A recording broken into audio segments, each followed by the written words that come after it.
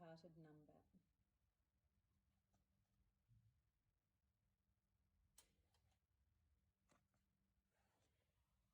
There once was a Numbat who had two hearts.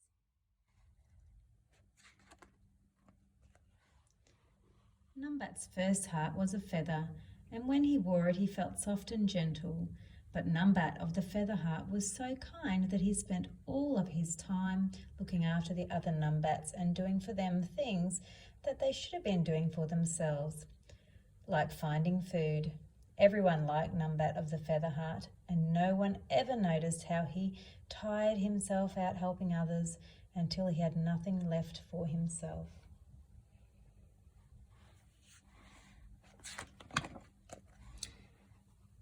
Numbat's second heart was a stone, and when he wore it he felt powerful and strong.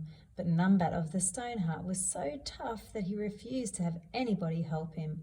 No one liked Numbat of the stone heart, and no one ever noticed how he worked tirelessly, using his strength to bring new hollow logs to the burrows all on his own.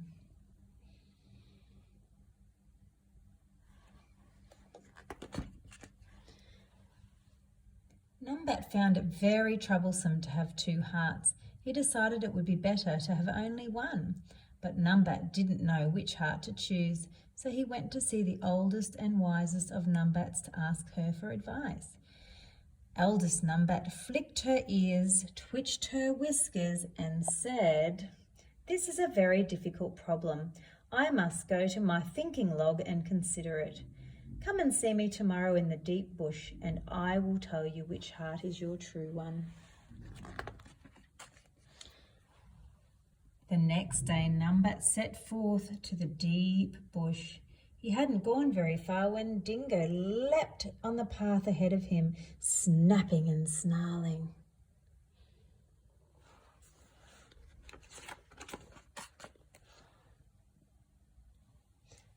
Numbat was wearing his stone heart, and he felt brave and strong, much stronger than a dingo.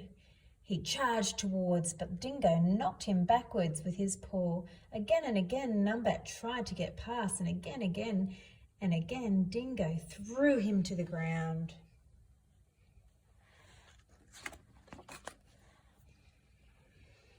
Numbat remembered how everyone liked him when he wore his feather heart. Perhaps Dingo will like me too, he thought, and so he took off his heart of stone and put on his heart of a feather. Numbat looked at Dingo with all the gentleness of his feather heart, and the moment he did, he saw that there was a thorny vine of shiny red berries tangled around Dingo's tail.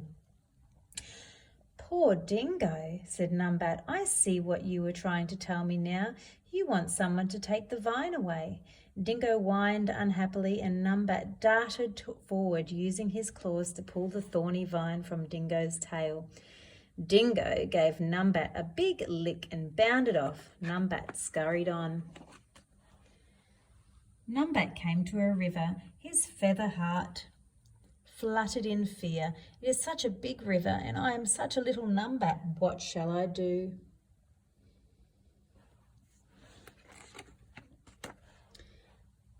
Numbat noticed a magpie perched on a rock, admiring his reflection in the water. He remembered that magpies liked shiny, colourful things, so he showed Magpie the vine that had been tangled around Dingo's tail. "Look, Magpie," he said, "see how shiny and red these berries are. If you fly me across the river, I will give them to you." Magpie stared at the berries and hopped from one leg to the other in excitement. "Tell you what, friend Numbat," said Magpie, "give them to me now, and then I will take you across." So Numbat held out the berries, but the moment Magpie had them in his mouth, he flew away laughing. "Ha ha, tricked you, Numbat." Numbat was very sad. Now he had no way of getting across the river. He felt so bad that he took off his heart of a feather and put on his heart of stone. All of a sudden, the river didn't look so terrible after all. "It's only a little river, and I am a big Numbat," thought Numbat. Numbat gathered all his strength, and in one mighty bound he leapt across the water. Feeling very proud of himself, Numbat scurried on until at last he reached the thinking log. "Hey, eldest Numbat," he called, "I'm here. Come out and tell me which is my true heart."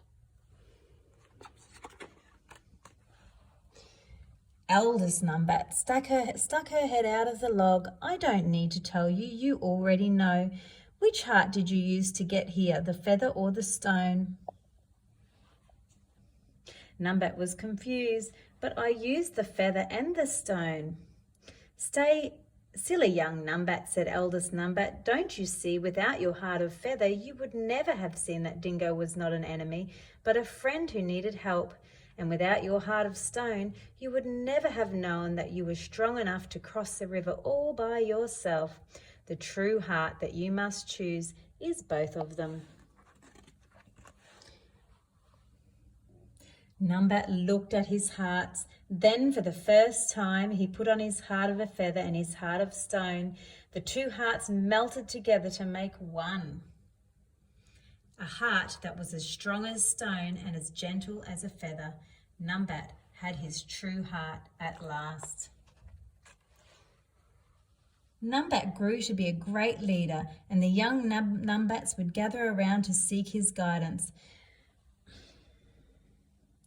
Numbat would always say to them, "I once thought I had to choose between being as strong as a stone or as gentle as a feather, but now I know that no one is truly strong who does not also have the softness to care for others. And no one is truly caring of others who does not also have the strength to care for themselves." And that's the end of the story.